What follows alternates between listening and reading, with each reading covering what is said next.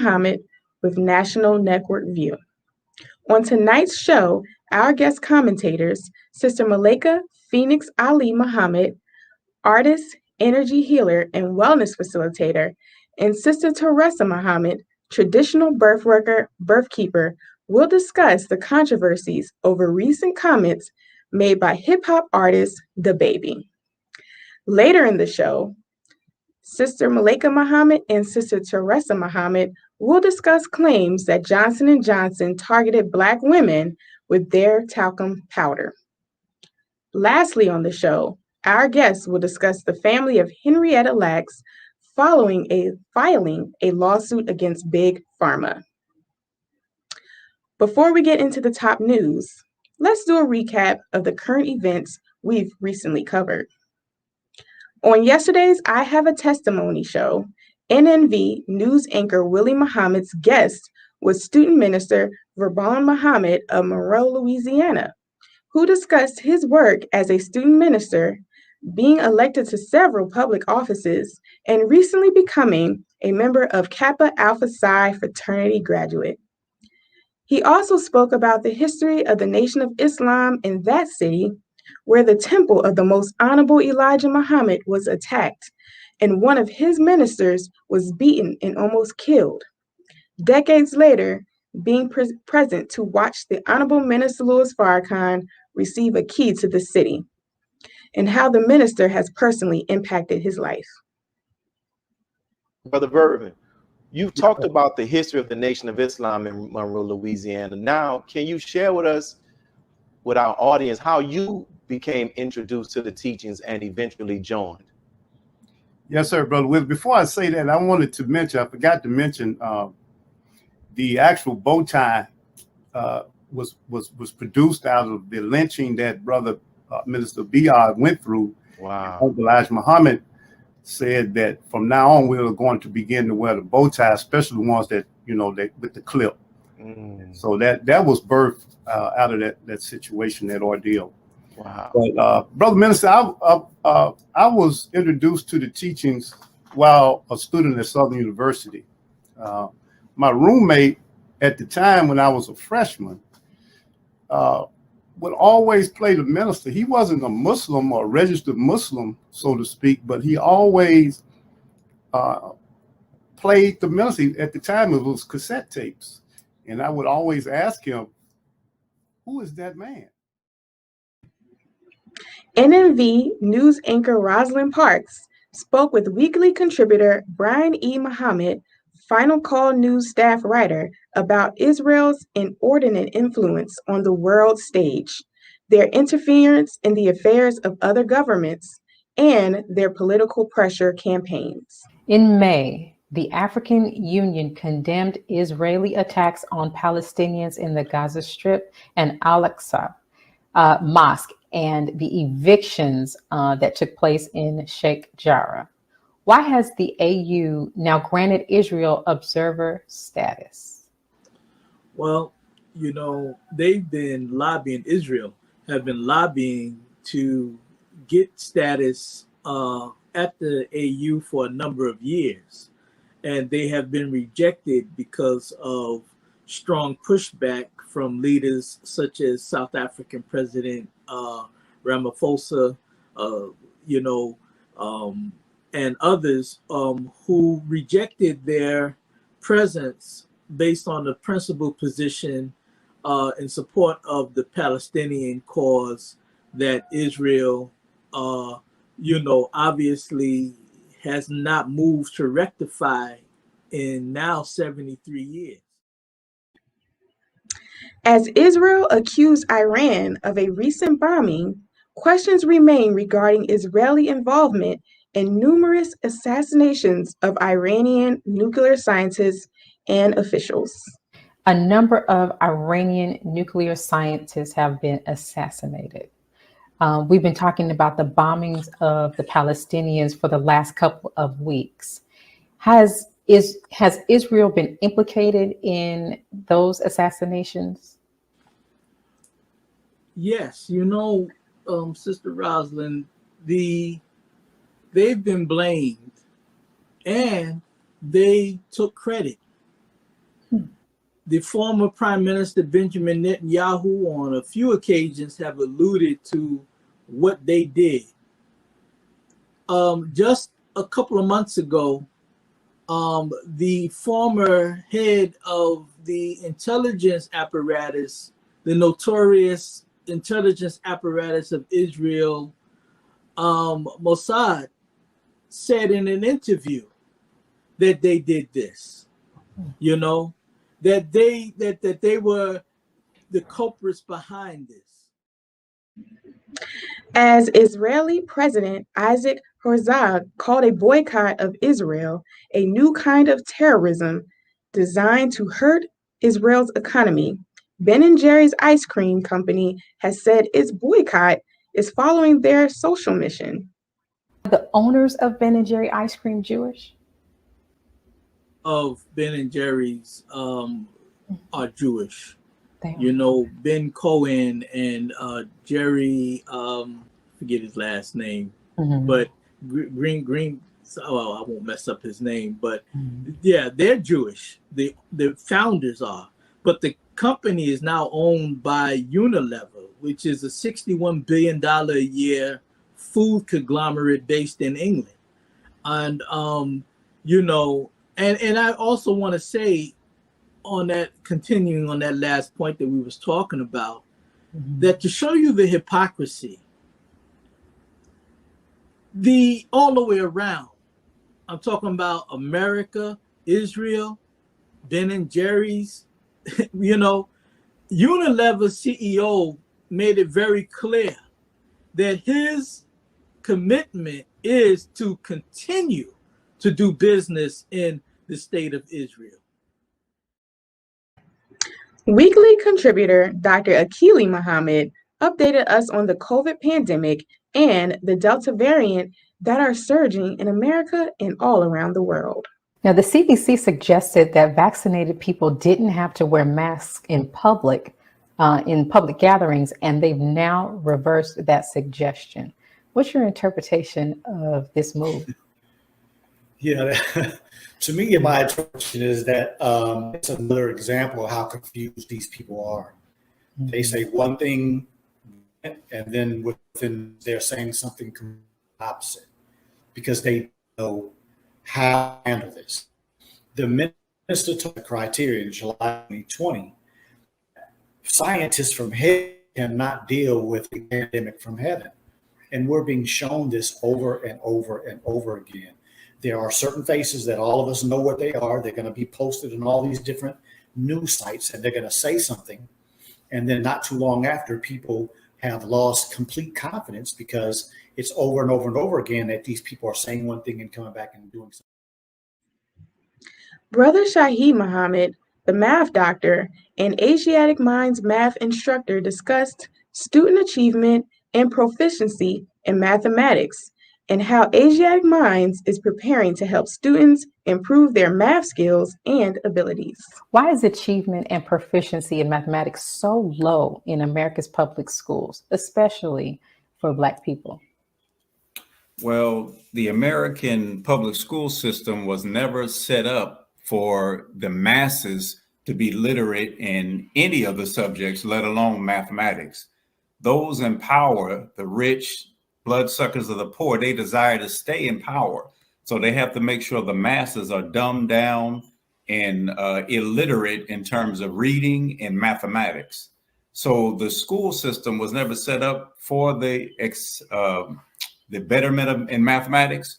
And then the American society, if we look at today, particularly, is a society with a lifestyle full of distractions, sport and play, people just seeking pleasure, savagery, and all those things go totally against excelling in mathematics.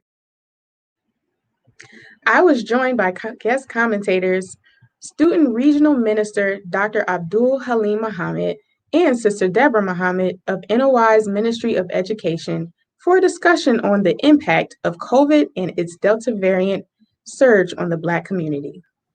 With the Delta variant posing a serious threat, how can we expect this new strand to impact our community? specifically after witnessing the medical neglect that the Black community faced last year during the first wave? Well, that is exactly the problem.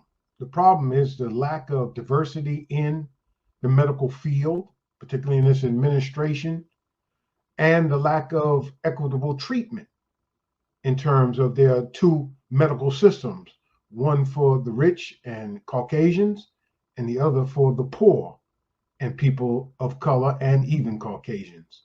So the real problem is the comorbidity. See, they're often reporting, well, this amount of people died from the virus, but they very rarely talk about what were the comorbidities.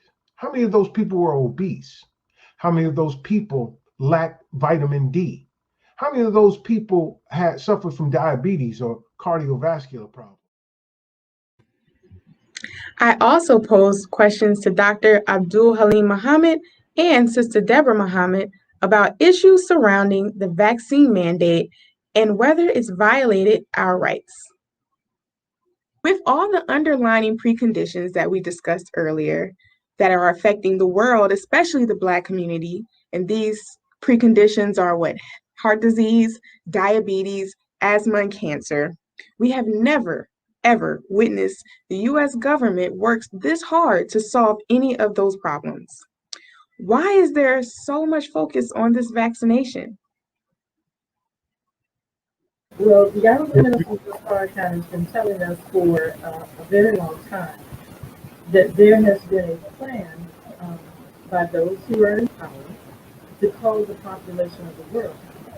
And so the reason being is because this is part of this master plan, this scheme that this cabal of people have to cull the population of the planet. And so that's why they're working so hard. That's the overall reason why they're working that hard. It's because they want to cull the population of people that they consider to be useless eaters.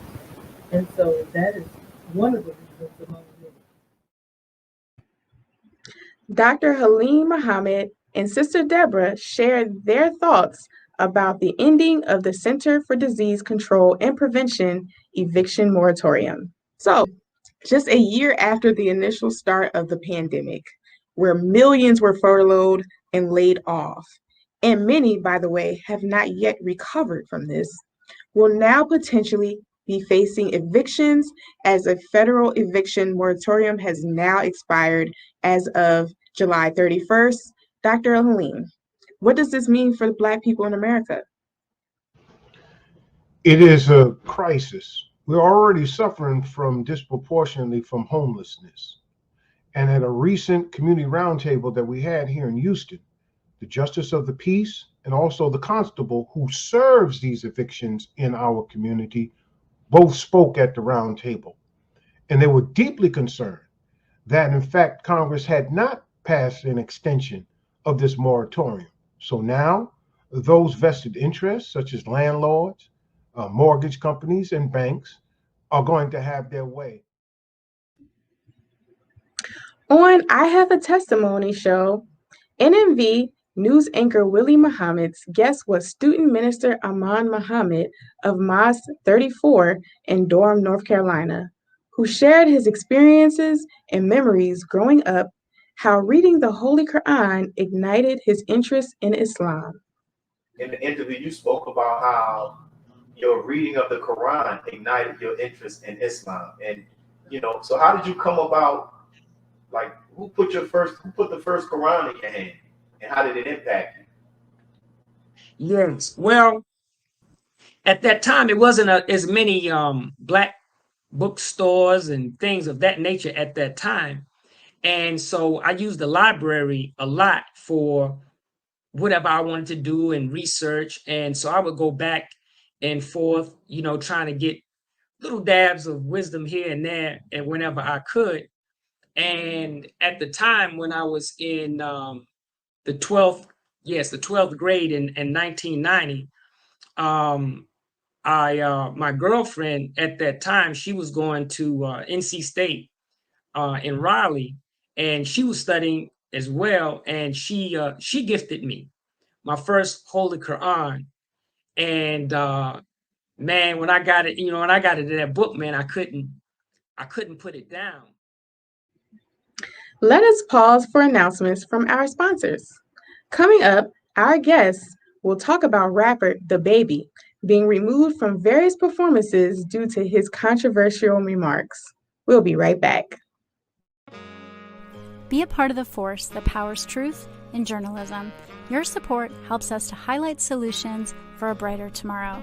Go to nnvnews.com/donate. Asiatic Minds, online education, helping our children to discover their God-given skills, gifts, talents, and passion that will allow them to see their greatness, as well as the greatness of our people, and upon discovering that greatness, infusing them with the desire to use it for the betterment of themselves, their families, our people, and the world. Call now, 502-219-4848. This is Sister Sajda Muhammad. We are proud to announce that the Sajda House commemorative Elijah coins are finally here. This priceless heirloom, made from recycled copper from the messenger's home, is now available at sajdahouse.com. The hashtag Bank Black social media campaign made strides not only in revolutionizing how we bank, but also how we think. The movement inspired thousands of African Americans across the country to transfer or deposit millions of dollars into Black-owned banks. These are banks that will invest in urban communities, employ African Americans, support Black businesses, and inspire Black home ownership. This is a very proud moment for our culture as we are taking small, but significant, steps towards building Black power through Black wealth. Thank you for tuning in to NNV News. Please share your thoughts with us in the comments section below. Follow us on social media at NNV News, and please subscribe to our YouTube channel, National Network View. This is Clifton Muhammad with nnvnews.com.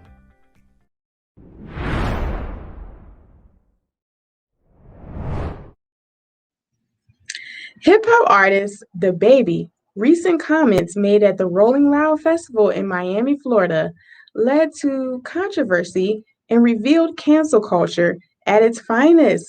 Joining us for this discussion is Sister Malaika Muhammad and Sister Teresa Muhammad. Assalamu alaikum, sisters. Wa alaikum salam. I'm so excited to have you all today. So let's get into it. All right. So last week we witnessed cancel culture, right, at its finest. Do you all think that these cancellations from these festivals and events were necessary? Sister Malaika, can you start us off? I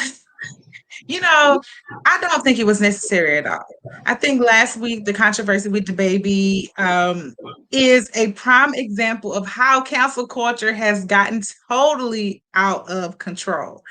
And I think we need to be very, very careful about how we think about these types of things, because it's proof of a further pulling back of our rights of freedom of speech. And although it's very, very popular nowadays to speak out against people with particular sexual preferences and things of that nature, I think it's extremely important that we be very careful about heralding and cheering on this type of cancel culture. It really is becoming a serious problem. And I don't think that what he said, although it might have been offensive to some or even vulgar to others, I don't think it warranted the level of attack that came against him. I mean, I've heard way worse happening in the media. So he said way worse. It's just really interesting how, and I don't think that what he said was a direct blow to the LGBTQ community.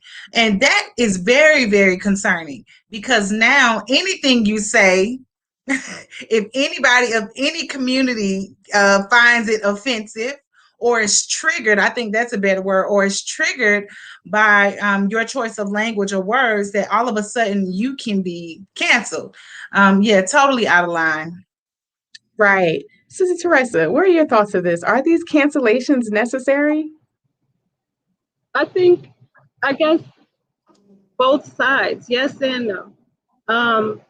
They are not necessary on the surface, because what he said was not necessarily offensive.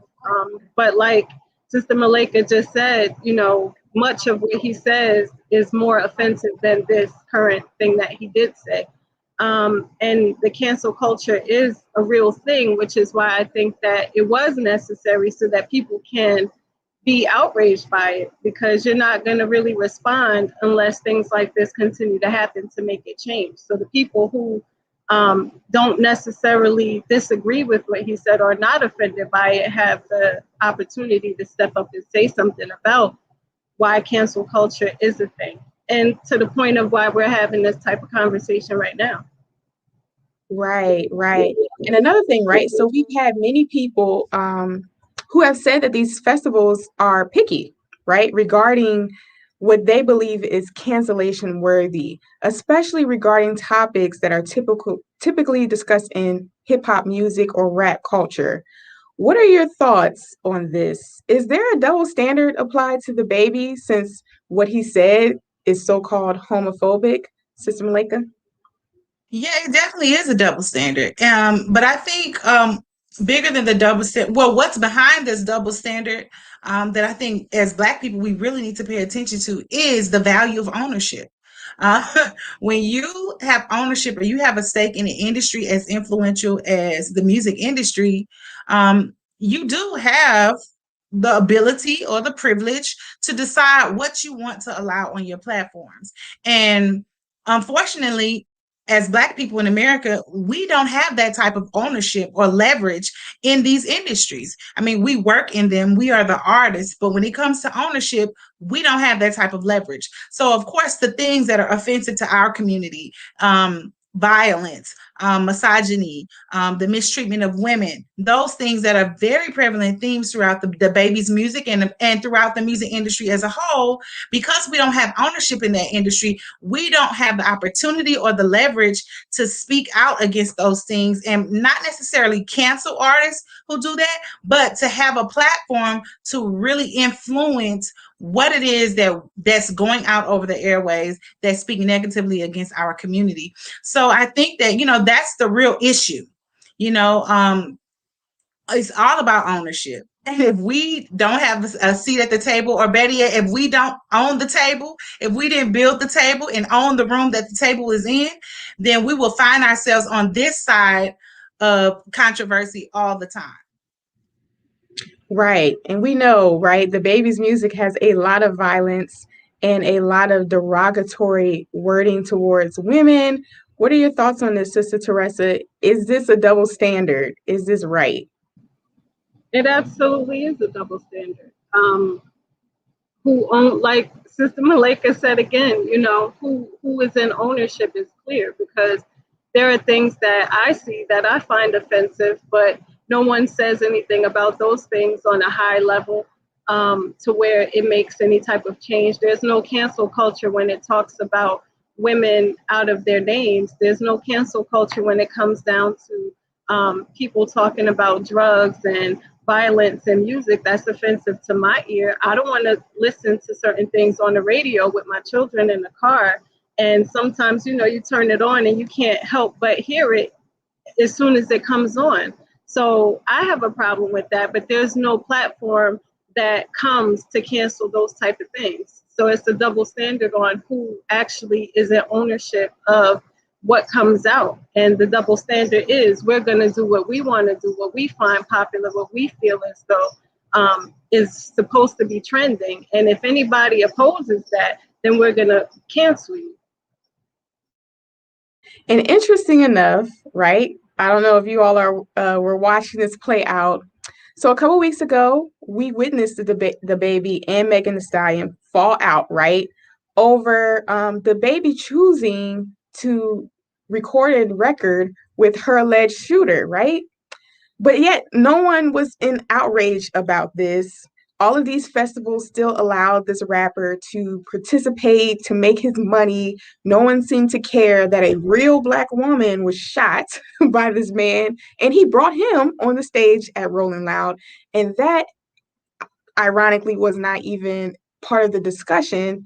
So do we see this being a part of the larger conversation around what is considered acceptable within Black culture and rap culture?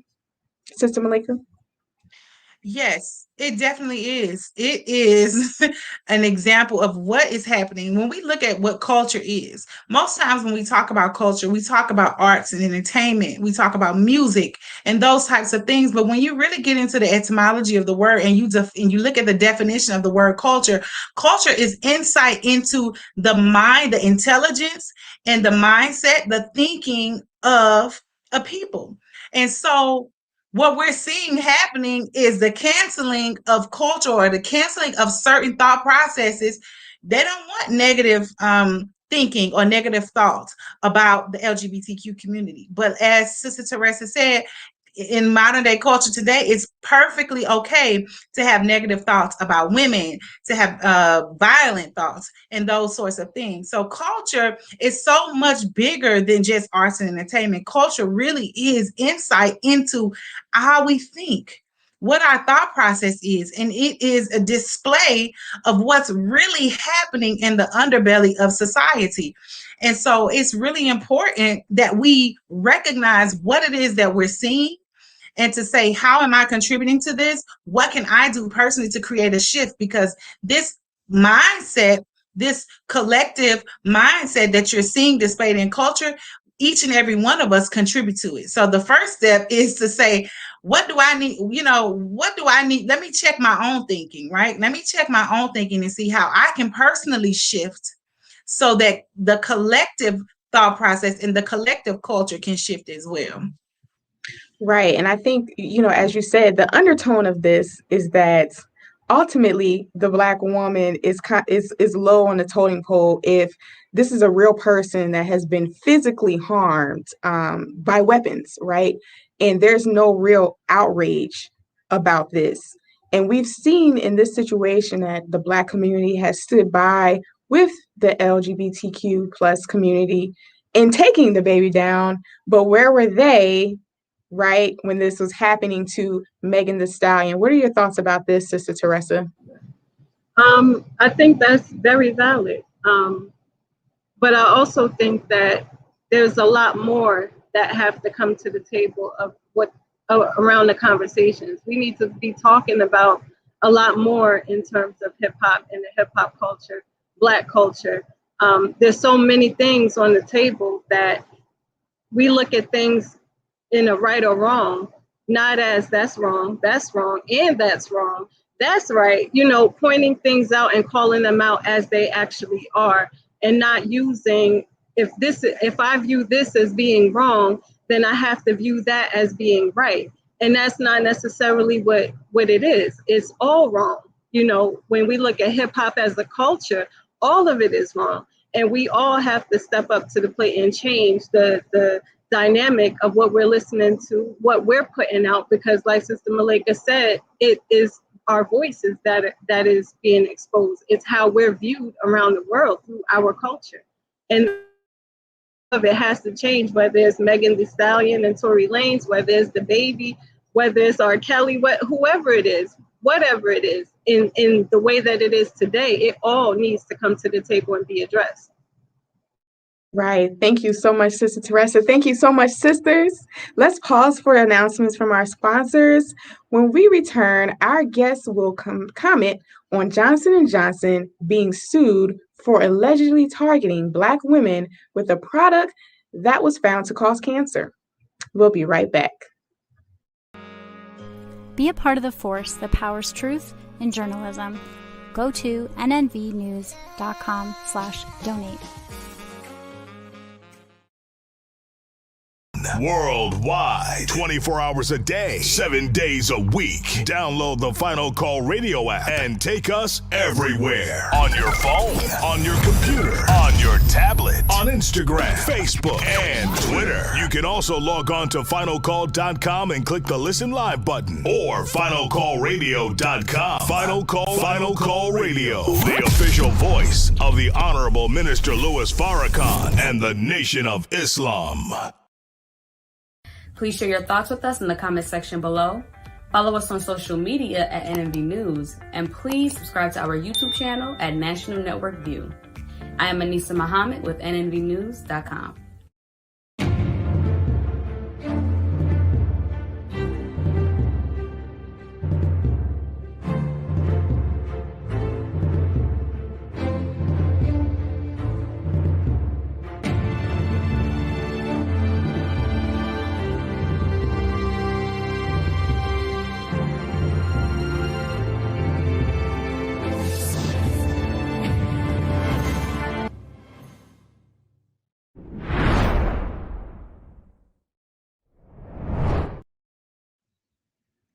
A lawsuit has been filed alleging that Johnson & Johnson specifically targeted Black women in our communities with toxic, dangerous talcum products. Welcoming us back are our guests, Sister Malaika and Sister Teresa, to discuss this important topic. Welcome back, sisters.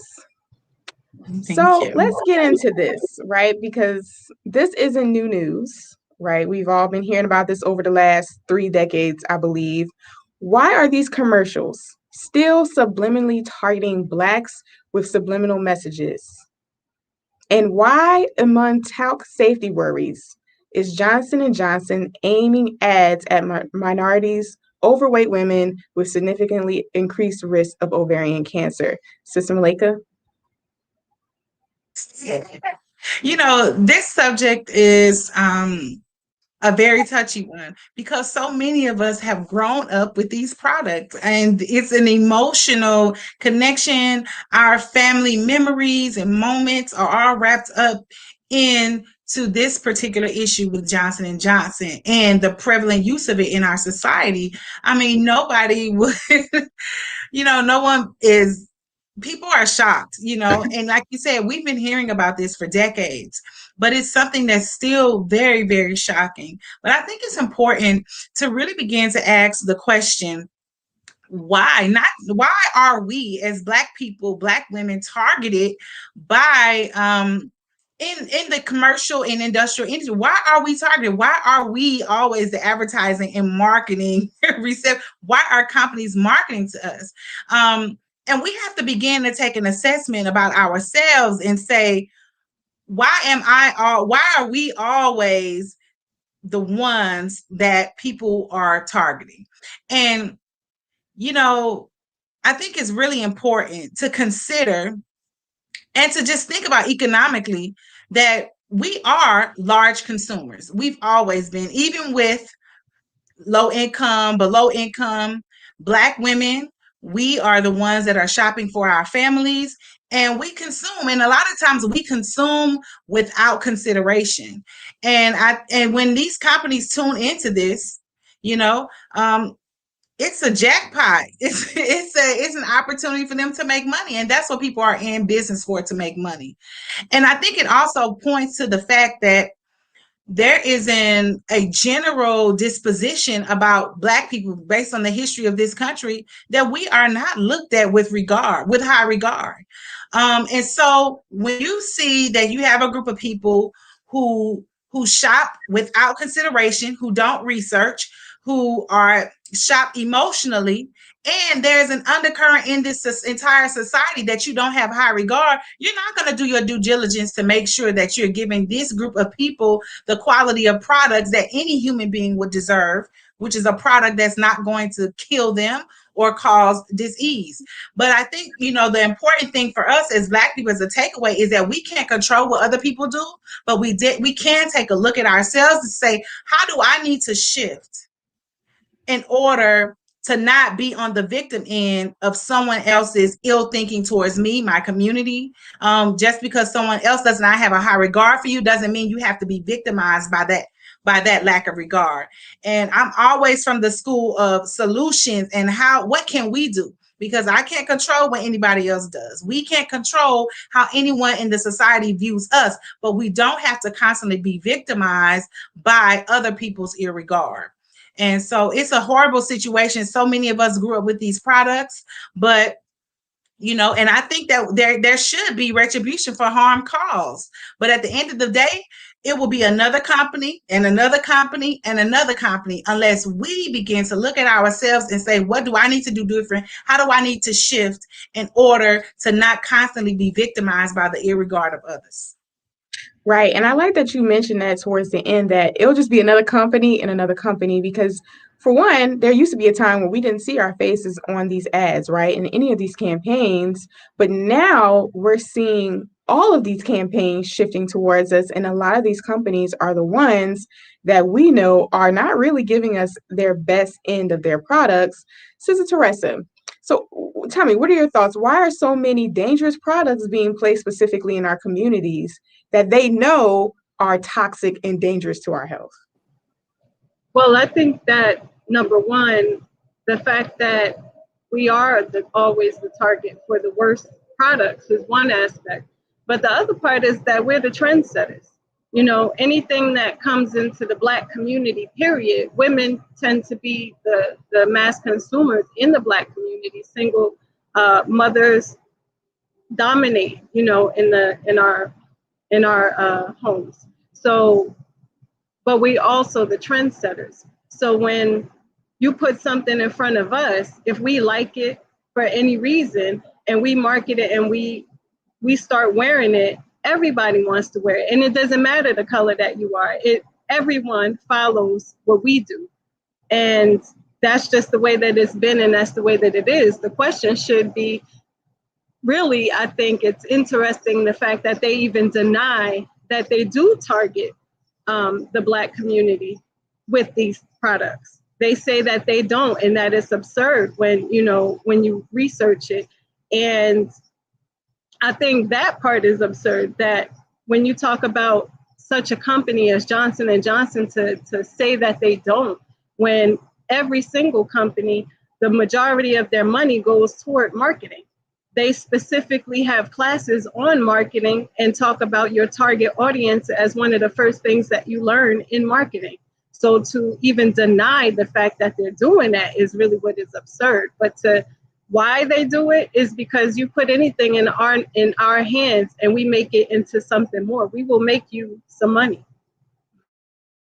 Right. And a lot of us kind of have seen both sides of the story, right? Where there are some people who are saying that, well, Johnson & Johnson are just selling a product that had a defect. But on the other end, is it true that Johnson & Johnson are probably targeting our reproductive organs in terms of Black women? Or is it just so happen that these negative things that's in their product is targeting our reproductive organs? Sister Teresa? Good question. I think I'm not quite sure of what the intention was, but I do know that in science, they tend to put out a product and then later on in research find that there's problems with it. But the money is so good that they choose the profit over life. And not that it was the initial intention for that to be, for it to cause issues in women, Black women specifically. I just honestly believe that once it did come out, like with many researches that have been done, that now we're going to hide it. Now we're going to tuck it under and not expose it because we have to make the money over human life. Right. I actually really agree with you on that, Sister Teresa, which brings, right, a different question to the table, which is once they find out, right, that these chemicals in this product are negative, how is it possible that they can keep pushing this product when these products have to get cleared through FDA, right? So does pharmaceutical companies, do they need more in oversight, or do they need to be held with more accountability? What is happening that it's almost like the FDA and some of these oversight companies are just letting this slide? Sister Malaika? Yes, exactly. They're letting it slide. The reality is that the Food and Drug Administration is a business as well. And, you know, at the end of the day, Big Pharma, all of these companies that products have the ability to positively or negatively impact our health, they should be held accountable. And we expect them to be held accountable by these oversight committees. But the reality is we live in America. You know, we live in a country where human life is not the most important thing on the table. Money is. And so we have to come to understand that we have to accept this reality and recognize that the best oversight committee that we have for ourselves, our family, and our community is us. We have to be informed. We have to research. We have to ask questions, and we have to advocate for ourselves. And we have to be in a position of ownership so that we can hold these companies accountable, because we can't depend on the FDA to do that. The reality is that there are so many loopholes and things like that to get certain things passed, to get things available. For an example, with feminine hygiene products, you have a chemical in there that's used to bleach the products, but the loophole is that those chemicals are illegal for human consumption. They don't consider a woman using them for her monthly as consumption, right? Even though it may be going inside of the body. So these types of loopholes are used all throughout business, all throughout Big Pharma, all throughout the medical community. And we have to be knowledgeable enough so that we can advocate for ourselves. There is no better advocate, no better oversight committee than us. We have the autonomy, we have the sovereignty, we have the power, and we should have the ability to take action and to advocate for ourselves, because no one else is going to do that. Right, definitely. And I think what you said is it's vital, because ultimately we have to take accountability for this. So whenever we are establishing our own companies, what are some lessons that we can take from these experiences after witnessing Johnson & Johnson and many other companies fail in this regard? Sister Teresa? I think owning up to, what the science shows after, discovering more. And I think also a part of it is not being able to have a stake. If you're an oversight, if you're the person that's supposed to be monitoring, you should not be able to have any type of monetary gain from that company, which is something that is major, why a lot of the oversight gets, not necessarily overlooked, but purposely just allowed through, because the same people, or it may not be the actual person who's doing the oversight, but their spouse or their child is sitting on a board somewhere, and they have family discussions behind the scene where they still all profit from it. So I think that's one major lesson that we have to learn in our own business practices, is to not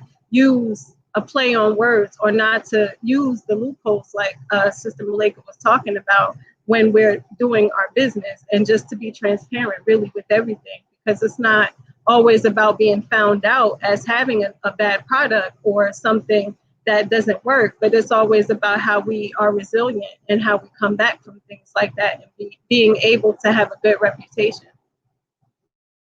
Thank you so much, Sister Teresa and Sister Malaika. So let's pause for our announcements from our sponsors. After the break, our contributors will share their thoughts on the family of Henrietta Lacks suing pharmaceutical companies for usage of her cells. We'll be right back. Be a part of the force that powers truth in journalism. Your support helps to combat false media. Cash App NNV News. Asiatic Minds, online education, helping our children to discover their God-given skills, gifts, talents, and passion that will allow them to see their greatness as well as the greatness of our people. And upon discovering that greatness, infusing them with the desire to use it for the betterment of themselves, their families, our people, and the world. Classes begin September 1st. To enroll, visit AsiaticMinds.com. This is Sister Sajda Muhammad. We are proud to announce that the Sajda House commemorative Elijah coins are finally here. This priceless heirloom, made from recycled copper from the messenger's home, is now available at sajdahouse.com. Greetings from National Network View. This week's Final Call cover story headline reads, "Separate and Be Saved. America's race problems and deadly race interactions are growing worse. It is time we leave the children of our former slave masters and 400-year-old tormentors. Separation from whites is the only and best solution to this problem, a serious problem that is rooted in prophecy." This FCM volume number 41 edition middle page article by the Honorable Minister Louis Farrakhan is entitled "A Case for Separation." To read more, subscribe to finalcalldigital.com and tune in to the all-new Final Call Radio. This is the nnvnews.com Final Call cover report. Please make sure you leave your comments and questions in the comment section below. Follow us on Facebook, National Network View, and make sure to check us out on Twitter as well, National Network View. This is Sergio Gutierrez with National Network View, signing off.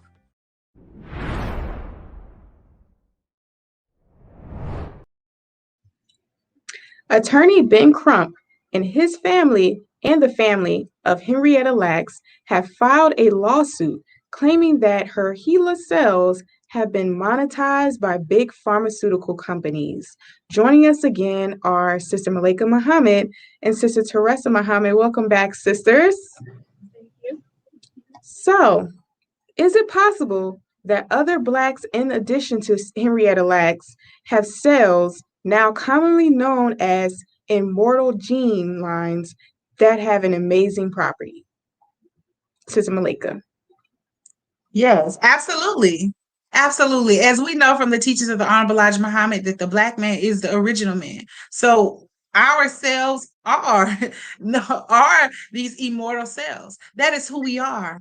So absolutely, I have no doubt. I mean, you hear these sorts of things all the time, not only Henrietta Lacks, but you hear about aborted fetal cells being utilized in the cosmetics industry and all this. And this is the reason why, and we all know the data or the statistics about, you know, unfortunately, this issue of abortion in our communities, but a majority of those aborted fetal cells are African American or Black women who are releasing their children. So we hear about this all the time. You know, we're wanted, we're needed to keep this society going, and whether or not they will allow it, you know, we talked about it with the debate, with the baby controversy, that we are the ones that are being utilized to have this culturally rich society. We talked about it with Johnson & Johnson. We are the ones that are being targeted for marketing and advertising to keep the economy flowing through all of these companies. And here we have with Henrietta Lacks.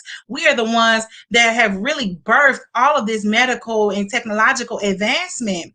And so I think it's absolutely fantastic that we see being victimized over and over again by Big Pharma, by commerce, by the music industry. But here you have this story of Henrietta Lacks' family, even though this happened so long ago where her initial cells were utilized, that they haven't given up the fight. And they're at this place now where they're saying, okay, I'm going to take ownership of who I am. I'm going to take ownership of, you know, my immortal gene. I'm going to accept that I am, you know, God, that I am divine, and that my body and my mind and my cells had the capacity to birth all of this genius that has come about in the medical industry. And I think it's absolutely fantastic. I hope they get everything that they deserve, which really there is nothing that they could do to repay her, to repay us for the contribution that we have given to this society. But it's a beautiful thing to see them stand up and to take ownership, and hopefully Big Pharma pays. Yes, of course. And we recently saw that John Hawkins said that it has never sold or profited from the discovery or distribution of the HeLa cells, and they don't own the rights. So, Sister Teresa, Should the courts grant ownership of rights to the Lacks family? Absolutely. Absolutely. Because it should have never been taken in the first place, because she did not give consent. She didn't even know that it was being taken. Had she known, would she have given them the right to do so, is a question that will never be able to be answered. So her family should absolutely have ownership, as well as everybody should have ownership, and consent is definitely a hot topic, even now with vaccinations. You know, whether it's going into the body or coming out of the body, it's the same thing. Do we have consent? Are our bodies respected as our own? Is the question, and it hasn't been respected as our own, and that's been since the transatlantic slave trade. We've never been looked at as humans, or 3/4 of a human being. So that just speaks right there to the mindset behind why they felt as though and feel as though they should have any type of ownership on any part of our bodies, down to ourselves. Right. And we know that big pharma companies have monetized off of this for decades, right? So should Henrietta Lacks' family be compensated for the billions of dollars they have made, Sister Malaika? They should absolutely be compensated. I mean, the reality is those are her sales, but it does bring up a very, very serious issue, and we have to be willing to look at that, because this is, you know, in law they call it precedence. So if Big Pharma, if this was to go in the way of Henrietta Lacks' family, it would set a precedence that has the capacity to totally undergird the foundation of this very country, because they have profited off of the bodies of other people, profited off of the intellectual property of other people since its inception. So what happens if this precedence is set? That's like a string in a sweater that you pull it and it eventually unravels. So what we're seeing is the unraveling of this structure of the United States of America that has profited and continues to profit off of the bodies and the intellectual property of those who they believe that they own. And so I believe that they should absolutely be compensated, but we have to really understand what is being asked of them when we say compensate me for who I am, compensate me for what is rightfully mine. Right. And it is absolutely necessary, right? So while we're on that line of thinking about Henrietta Lacks cells being used, now we know that Johns Hopkins has used a Black woman, which is Henrietta Lacks, to develop not just the polio vaccine, but for treatments for cancer, HIV and AIDS, Parkinson's disease, and an in vitro fertilization. Is the HeLa cell also being used for the COVID-19 vaccination and research, Sister Teresa? I believe it is. I believe a lot of the, in legal terms, Sister Malaika brought up precedent. The other legal term would be, I think, discovery and everything else that comes after that. So once you do create something based on one piece of information, anything else that you create, even whether it's directly or indirectly related to that specific thing, every piece of knowledge that you gain and every thing that you do and acquire after that definitely is connected to it and should be looked at as such. And from my understanding, there are some aspects in what I've seen that have connected the COVID-19 vaccination directly to that research, specifically with the HeLa cells. Right. And what this is bringing up now, as we continue to think about Henrietta Lacks and just the unrightfully unjust snatching of her cells, is the theft of Black people's organs a big issue now? Because we're not just thinking about the cells, we're thinking about our autonomy as a person, all the things that we come with being stolen for, research in Big Pharma. Sister Malaika? Yes, absolutely. I mean, we have to be aware that this is not something that's just isolated to Henrietta Lacks. This is happening today. It's happening with the large amount of hysterectomies that are happening in our country, the wombs of women being removed.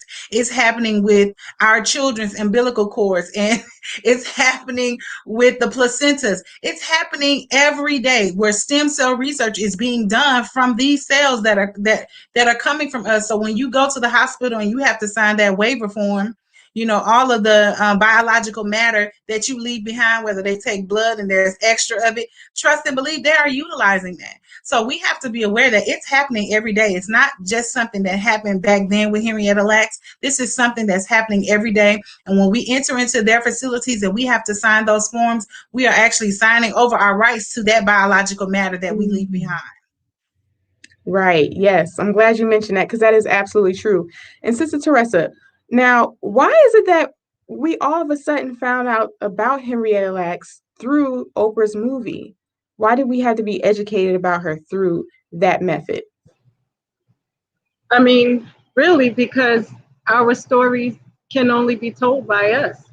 That's the bottom line, is that we can't rely on anyone else to speak for us. We have to speak for ourselves, and we have to make our stories known, period. And in the truth of our stories. When anybody brings anything that is not the complete truth of our stories, it's up to us, whether it's in movies, whether it's in news, or in even our music. It's our obligational duty to bring our stories to the forefront in truth. Yes, I totally agree. Sister Malaika? Yes, I totally agree. It's up to us. We are our best advocates. If we don't advocate for ourselves, we know from history, our experience in this country, that no one will advocate for us. And so we definitely have to do our due diligence as we come into the knowledge of who we are. It's not just enough to know. We have to be willing to act on it, and we have to be willing to establish that knowledge in the world through organization, through institution, so that, the mind of God, the kingdom of God can exist on earth. So if we are saying we know who we are, we know our history, we know who we come from, then it's imperative that we do our due diligence to establish it on the earth in concrete ways, so that we can advocate for ourselves, so that we'll have those resources, and so that we can have the ownership and the leverage to actually advocate for ourselves and have the truth of who we are be expressed in our everyday lives and in our communities. Yes, so much. Thank you so much for these responses and for such an enlightening conversation. Sister Teresa Muhammad and Sister Malaika Muhammad, thank you for joining us today. So we're going to go ahead and close out. Thank you all for joining us today and tuning in to the National Network View News. Now, please share your thoughts with us in the comment section below. Follow us on social media at NNV News. And please subscribe to our YouTube channel, NNV News. This is Krystina Muhammad with the National Network View News. Peace and blessings. Be a part of the force that powers truth in journalism. Go to nnvnews.com/donate.